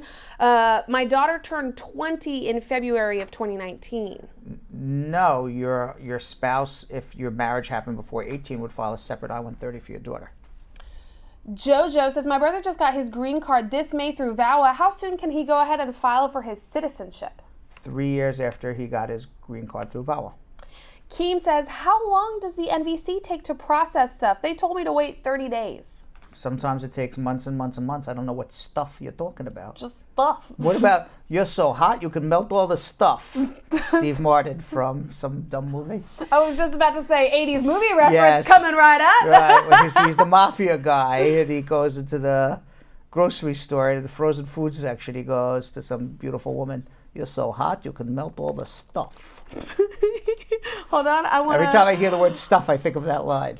I want to find it. I don't know what movie that is. Oh my God, you're right. He goes out in the... What movie is it called? My Blue Heaven. My Blue Heaven. Wow, that's a deep cut, Brad. Yes, thank you very much. Such a deep cut. That's the only funny line in the whole movie. You're so hot you can melt all the stuff. That's not even that funny of a line. It makes me laugh. I can't tell you why things make me laugh. Fair. Right. Jeanette says, how many times does it take to get approved for a VAWA case? How many times does it take? Yeah, I don't know. If first you don't succeed, try again. I don't know. It takes until you get it approved. Right. Or how much time does it take, I think is the question. Not how many times do you have to file till you get it approved. I wonder, yeah. Yes, let's go with that. I think how long does it take? About 18 to 24 months. Travel says, I'm a little confused about the visa bulletin for the I-130 in June, which shows F2A ready March 8th, 2019. How come it jumped from 2018 to 2019? When it was in May, it was in January of 2018. Magic 8 Ball. Why would that change? Why would that change? Why would that change? Why would that change? It says... you can rely on it. Great. Okay. Perfect. The answer is, if you look at the visa bulletin, it says on the bottom, it says something to the effect on, different categories, how many green cards are eligible for that particular year, from October to October. For example, F1 category, remember, is like 22,000 green cards per year. Right. I have no idea how many people are on the waiting list, how many people got their green cards, and how many more green cards are left. They got to give out 21 or 22 by the end of the year. So it's done through some sort of algorithm that goes well beyond my comprehension. Of your Of algorithm my comprehension? algorithm comprehension. That's Right. My son asked me to help him with his 11th grade calculus. Okay. I was unable to do it. I even read the chapter. I said, wait a second, it'll all come back to me. And I looked at him, I'm like, I'm sorry, I have no idea what this book is asking me to do. You read the chapter? Yes, to try to help him. Wow. That's good dad status right there. Yes, Reading and I still couldn't help him. I said, ask your teacher. But my teacher won't help me. I go, of course you do. No, he won't. They're mean. The teacher's mean.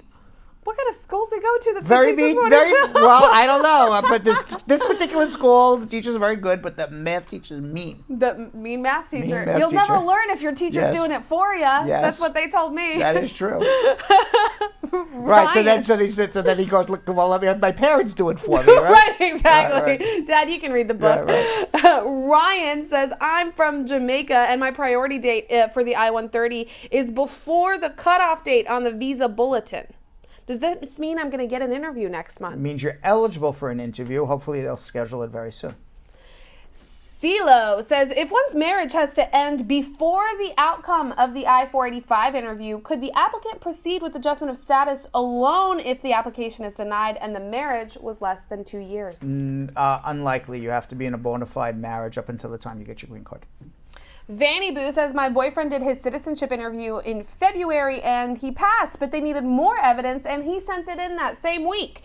We live in Atlanta. How long do you think before he hears from them? Also, what can we do while he waits? We're going to do the adjustment of status for me. Well, if it's more than 120 days, which it is, what you can do is what's called a de novo review and bring the case into federal court. You could also do a mandamus. Either way would make the case go pretty fast. Ron says, my wife submitted an I-751 in March, then got a letter in May of 2017 saying that there's no need for biometrics. They'll just use the previous ones they had. And you know what my answer is going to be? File a mandamus. Yeah, from 2017? May 2017. Right. Yeah. I don't need to know all the other extraneous stuff. You have a pending I-751. Yeah. I love saying stuff. You can melt all the stuff. I just like the way he says it if you ever watched the clip. But if your I-751 is pending more than 2 years and you have a bona fide marriage, you have a good case, you should be filing a mandamus. Maxine wants to know, her 32-year-old daughter is living here and came here on a visitor's visa, but she'd like to petition for her. What forms does she have to use? And can Maxine go ahead and file for her daughter's 2 children as well? It's an I-130. Yes, you can. If she's overstaying her time, you're gonna need a provisional waiver at the end, and she's gonna wait 6, 7, 8 years for her green card. Monica said, a friend of mine is married to an American citizen that's retired. Could he still file an adjustment for her? Absolutely, and if he doesn't have any income coming in, he would just need an affidavit of support from a second person. Sammy says, I recently received prima facie from USCIS and it's valid for a year. What's the next process? I haven't received a work permit because I forgot to do the affidavit. However, I did send in the I-765, the I-485, and everything else. Could I still get the work permit and how? The prima facie would be a VAWA. You don't need an affidavit of support. So if you didn't get the work permit, it means you screwed up the I-765 form if you did it. Sorry, but my computer's going crazy over here. Duchess says, how long do we have to wait after the 120 days after the adjustment interview and no status update? Forever, unless you file a mandamus. You could wait another day. It could be in the mail tomorrow, or you file it at 120 days. The law requires the government to make a decision after 120 days. They are beyond reasonable, and then you have the right to bring legal action or wait. Oh, this is actually a really interesting case. So Shelly Ann says that she got her green card in January of 2018. Her daughter turned 20 in February of 2019, and later that year, her husband filed later that year, Shelly Ann's husband filed an I-130 for his stepdaughter. They got a reply a month later that they received the application. Can she still file a follow to join? I don't know what you mean by follow to join. If the husband is a resident or a citizen is the question. That we're not sure about. If the husband's a resident, yes, she can do a follow to join on her approved. If the husband's a citizen, then there's no reason to do a follow to join. You can't do a follow to join. You just follow through on what the husband did for her. Okay. Akiba says, my aunt adopted me when I was younger. That made my aunt my legal mother. I came to the U.S. at age 15 and I stayed with my biological mother until then. My biological mother is currently visiting from Jamaica. She's got a visitor's visa. Is there any way I can legally get her to now stay in the country even though she's my biological mother but not my legal mother? Once she no longer is your legal mother, there's no, I want to file for my biological mother, but the legal mother, she's not my legal mother. So once there's an adoption, you can't do anything for the biological mom. And finally, for right now, we've got a question from G. Knight, who said, on May 28th, I passed my citizenship interview, and I just wanted to say thank you guys. Oh. I'm waiting for my oath ceremony. I hope it doesn't take long. How long is usually the wait time in New York for the oath ceremony? About 3-4 weeks. Woo! Woo! All right, congratulations. That's a great last question. Congratulations. So a couple of weeks ago, a new Brad Show live correspondent. It's the first time she's going to be appearing on our show. Her name is Vanessa Contreras. Yes. Vanessa Contreras. Let me say that properly. Yeah. A new Brad Show live correspondent. First time she's appearing on our show. Her name is Vanessa Contreras. She went with, oh boy, it's like a tongue twister with me, Contreras. I don't know why that's I don't so know difficult. why. Any event, she went with our crew to Citi Field in Queens to attend the World's Fair, F-A-R-E. The event celebrates the diverse cultures that make up New York and is based on the original 1964 World's Fair that did the same, showcasing cultures from around the world. Let's check it out. Hey Brad Squad, I'm Vanessa Contreras, a new face to the Brad Show Live, and I'm thrilled to be a part of this special show. Today we're here at the World's Fair, F-A-R-E, at Citi Field in Queens, New York. The 1964 World's Fair, F-A-I-R, was held in Flushing Meadows, Corona Park, and was themed Peace Through Understanding.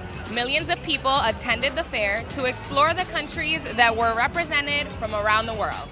Today, this iconic fair is being reimagined for the second year in a row by Schneps Media to celebrate New York City's diversity through international cuisine, beer, music, dance, and more. Before we go in, I want to give you guys a little background about myself. I am an American citizen, but I was born in the Dominican Republic. I moved to the U.S. when I was 4 years old with my parents and older sibling. Although my father didn't come from very much, he had big dreams for himself and his family. We do go back to the Dominican Republic every year to stay close to our family and our culture. So without further ado, let's go check out the World Fair.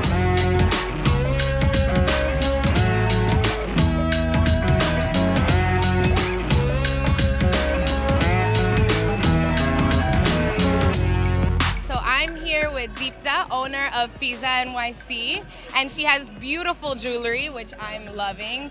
Is this your first time participating in World Fair? Actually, this is my second time participating in World Fair. Best experience ever you can get with food, merchandise. It's like you have a whole world under one roof. Yeah. That's why it's World Fair. How long have you had Fiza NYC? 5 years. Fiza means weather, so fashion is changing, just like weather. So that's how I named it, Fiza. All the pieces here are from India, correct? Everything is from India, including me.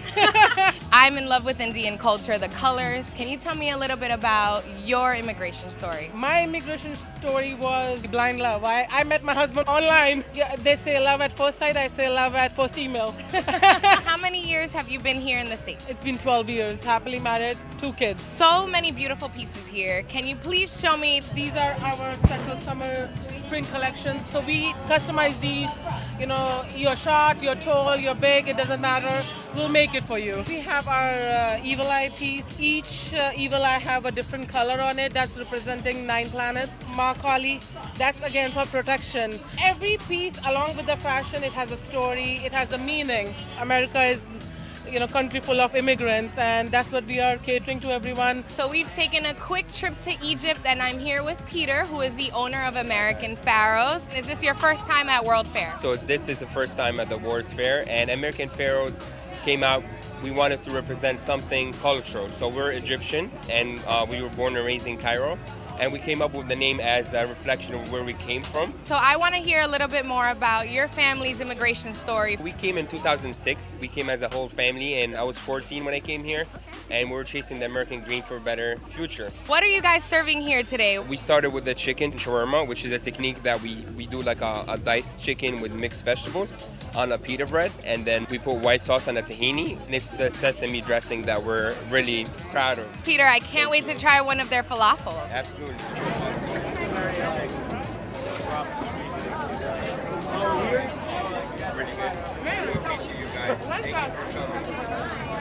So I'm here at Moonman Indonesia with business owner Weni. Moonman is Indonesian dessert. Me and my cousin Nigel, we dream about street food in Indonesia. We have coconut pancake, pandan steam cake, cassava cake, and we have also ube steam cake and mung bean pudding. Which one is your favorite?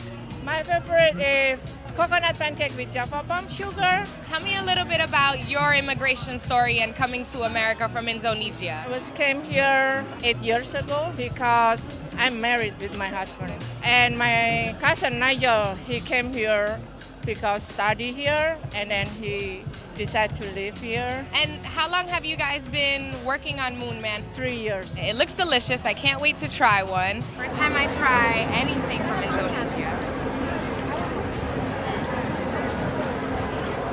Coconut. Definitely like the coconut. So I'm here at the Vi Girl Liberia tent, super excited with the owner, Gigi. Is this your first time here at World Fair? Yes, it is. Tell me a little bit about Vi Girl, what it's all about. The colors are phenomenal. I work in the beauty industry and the fashion industry, and every time I would go home to Liberia, everyone would say, can you make me a bag? Can you make me a slippers? I decided to do slippers and bags, which is my passion. I love bags. I have hundreds of bags. So I decided, all right, maybe I could turn this into a business about 3-4 years ago. I decided to name it Vi Girl because I'm from the Vi tribe in Liberia. I'm a Vi girl. Yes. Can you tell me about your immigration story coming from Liberia and now here in the U.S.? In 1989, there was a civil war. Started in Liberia, and my siblings and I, including my mom, we went to the refugee camp in Sierra Leone, and 2 of my siblings was born here. One filed an affidavit, and we came into the United States as refugees. So this has been our home for the past 25 years. I saw that the former Queensboro president, Claire Schulman, was buying some pieces. I did not know that was her title, but I'm happy she bought a dress. She tried it on. She tried 3 pieces. She looks great in it. Yeah, she looked fantastic. She said, I'm wearing it to the office tomorrow. I had the opportunity to catch Carlos, who is the designer of these pieces. How are you inspired? How do you feel that you bring a little bit of yourself to Vi Girl? I've been designing for about 20 years, and coming from Puerto Rico, there's a lot of vibrant colors, the fabric, the women are always so fashionable.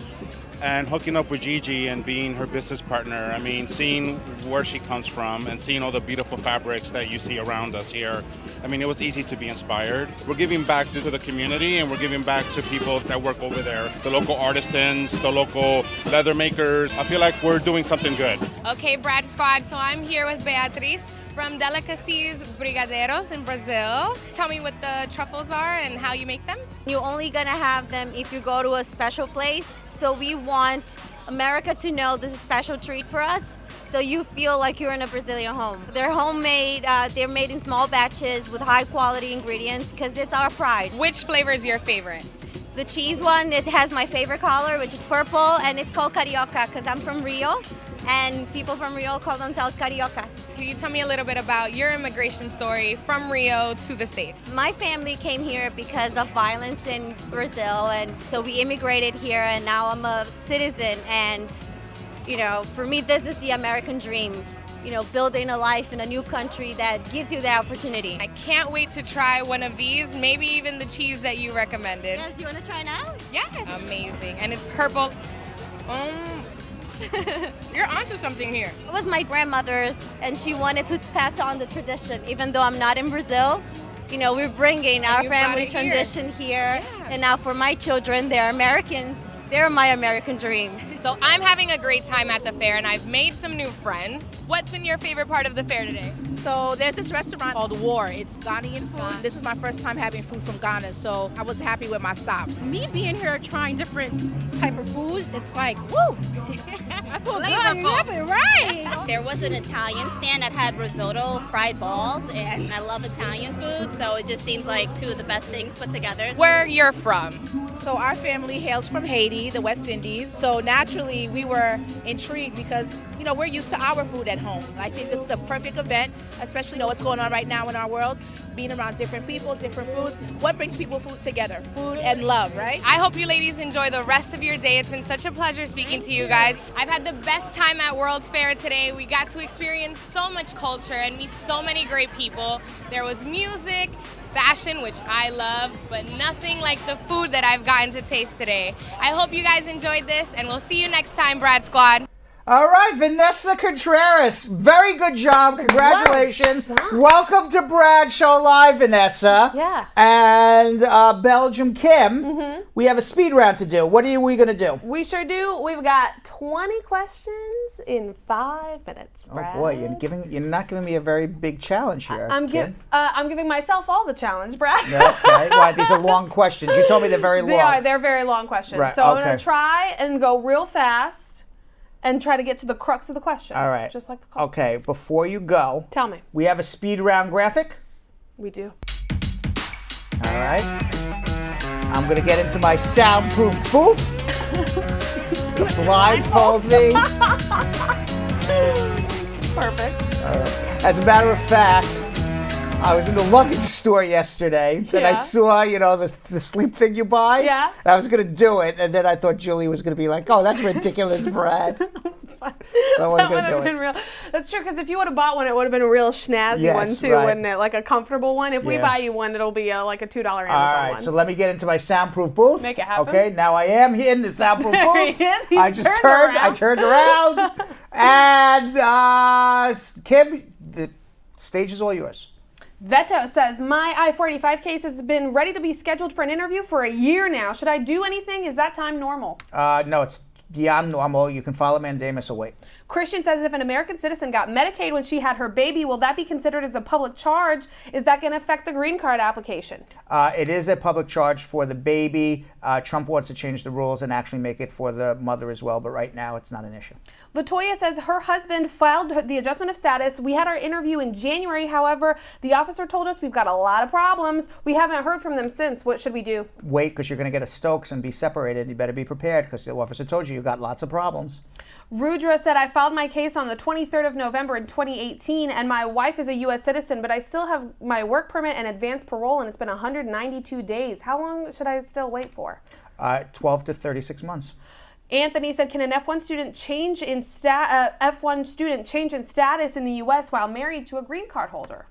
No, yes, you can file an I-130, wait on the waiting list for several years. As long as you maintain your status, you could ultimately adjust. Charito says, my problem is my joint sponsor did not send in his tax return for 2018 yet, and it's already been 2 months. So it is okay if I wait when my joint sponsor actually sends their tax returns in. I'm messaging because I'm wondering if you can help. If you already submitted your application, don't do anything. Wait for immigration to request the documents. Binta said, can I apply for VAWA after I received an interested date? If so, what do I do about the date I already received? I started the prep I guess an for interview VAWA. date. The answer is yes, apply for VAWA. And if you file the I-360 before you go for your interview, hopefully they'll keep your adjustment open. GT says, I filed my employment-based 485 and 765 in December of last year. I filed the I-131 in January of this year. I received an I-131 doc in the mail today, 6 months later. It's approved for only a year. Why is that? And when should I expect the EAD card? And can I renew the license with an advance parole document? You cannot renew a license with an advance parole document. The reason why they gave a year is because they wanted to give you a year. That's what they generally do. And why you didn't get your work permit yet? Because you filed it separately from the advance parole. Just the way the cookies crumble, you got your advance parole first, you'll get your work permit hopefully soon. Sandra Salinas says, if my friend's permanent resident card does not have an expiration date, does he need to renew it? Yes. Loretta says that she got her combo pack on Thursday, but it's in her maiden name. So she looked at her Social Security and it's in her maiden name as well, but she did not change her name. So it was filed in her maiden. Can I ask the interview to put my green card in my married name during the interview? Yes. And can I travel on my combo to Jamaica without a problem? Yes, you should make sure your passport has the maiden name, or if it has your married name, then travel with your marriage certificate. Sparta says if you get your green card in Florida and your second time flying out of the country, but you're from a different state, is that going to be a problem? No.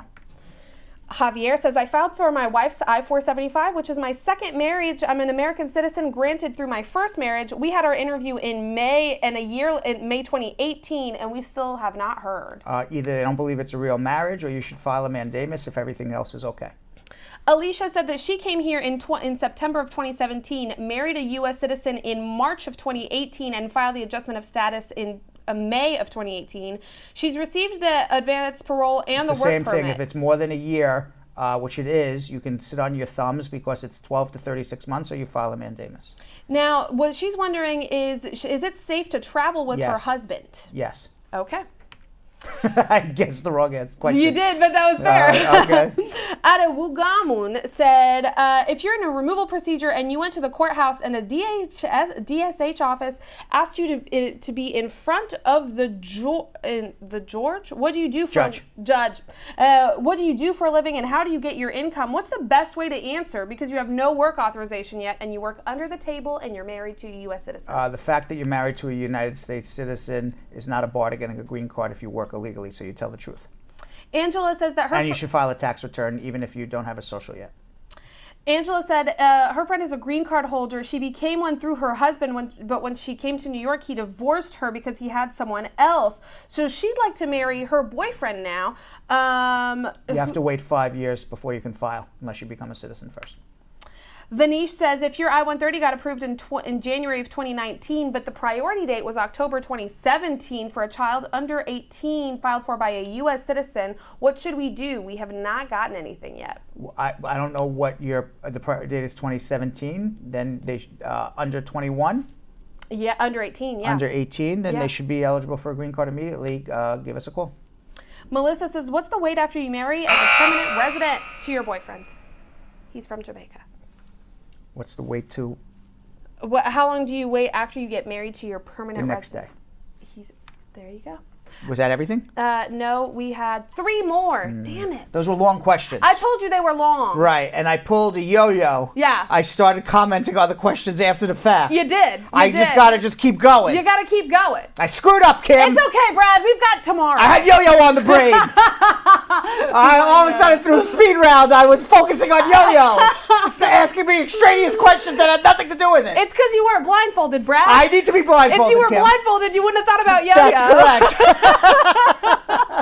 All right, what's the last 3? The last 3, we've got one from Shernette who says her friend has a petty theft case from 2014. It was sealed, she didn't serve jail time, and only a fine was paid. She was arrested and there were fingerprints done. Is this going to cause a problem? Well, it's a petty offense. It doesn't bar you from getting a green card, but you certainly have to have good moral character. It's not deportable if you already have your green card. It could be a problem becoming a citizen if it happens in the last 5 years. Raf said, I have F4 siblings visa priority date coming up, but I've got a prior deportation due to illegal entry and a crime of moral turpitude of assault with a dangerous weapon and 1 marijuana possession with less than 30 grams. Both crimes will be older than 15 years in November of 2020 and May. But you have a misrepresentation. You can't get a waiver through your brother, so you're not going to get a green card unless your parents are citizens or residents, and you would need to do a waiver through them. Even if it's, and so that's what he's wondering, if it's possible to be granted a waiver for crimes that happened over 12 years ago. It is, but you have a misrepresentation, so that's the problem. Got it. And finally, we've got Gabriel Exantus, who said, my mom filed an I-130 petition on my behalf that had been approved December 30th of 2014. I'm from Haiti, and I came to the U.S. June of 2018 with an F1 student visa, and I'm still keeping that status. Now my priority date is about to become current under the dates for filing family. You can file the adjustment here. Perfection. All right, so there it is. Everything that's fit to print. Everything that's fit to print. There you go. Belgium Kim. Yeah. I'm sure we have some beautiful, witty, funny, poignant, intelligent, smart, and utterly ridiculous comments you would like to share with me in something we like to call Comments of the Day. All right, our very first comment of the day is from Tali, Thale, whatever your wonderful name is. Tali says, the hottest and greatest immigration show live ever. Uncle Brad is definitely the best lawyer in immigration game so far. Thank you, Brad, for what you're doing for immigrants. We appreciate you. Oh, thank you very much. Ridiculous question. No, I mean, ridiculous. No, we like it. I said that was because I said ridiculous. I said very smart, very smart, intelligent. That's true. Intuitive. Thank you, Tali. Thank you. I'll pronounce your name correctly. Next up, we've got Angela Barrett, who says, Brad, you make my day. Best show. Where else can you go and find a lawyer like you? Only on Brad Show Live. Belgium Kim, we have the smartest viewers. This Brad Squad really gets it. They got a big brain on them, Big Brad. brain on the Brad Squad. I like it. We've got one from Carol, the Top Cat Tigers 2 Anderson, who says, anything Brad says, listen, because he knows what he's saying. He knows immigration like the back of his hand. This tiger is brilliant, Belgium Kim. Man. The tiger is brilliant. That's all I got to say. And we got one more. Yes. For the questions that you may not know. More specifically for the questions that people ask that you definitely would not have any way to possibly answer. First Lady Hewitt says, Brad, make sure to keep that 8-ball close. I sleep with this 8-ball. That'd be a little too much information. That's too much information. Anyway, have a great night. Thanks for watching. We'll see you all tomorrow. So, Sam, as part of the production, we have to say this disclaimer at the end of the show. Do you mind reading it for me? Okay, but you know, Brad, I have to do everything around here. It's bad enough I've got to remember everything that happened on the episode from the previous day. Forget it. I'll do it. The proceeding was information only and not specific legal advice. Consult an attorney about your individual situation. Prior successful results do not guarantee a similar outcome in the future. To make an appointment with the Spar and Bernstein law firm located at 225 Broadway in New York City, call 1-800-529-5465. That's 1-800-529-5465. Easy to remember, 1-800-LAW-LINK. That's 1-800-LAWLINK. Once again, make a call to 1-800-529-5465. And of course, link up with the law offices of Spar and Bernstein, located at 225 Broadway on the 5th floor. If I were you out there, make the call, make the link, make the connection, make it Spar and Bernstein. 1-800-LAWLINK. That's 1-800-529-5465. And now, conveniently located in Hartford, Connecticut on 1 Congress Street. Visit us in Connecticut or in New York at 225 Broadway. That's 1-800-529-5465. 1-800-LAW-LINK. 1-800-529-5465.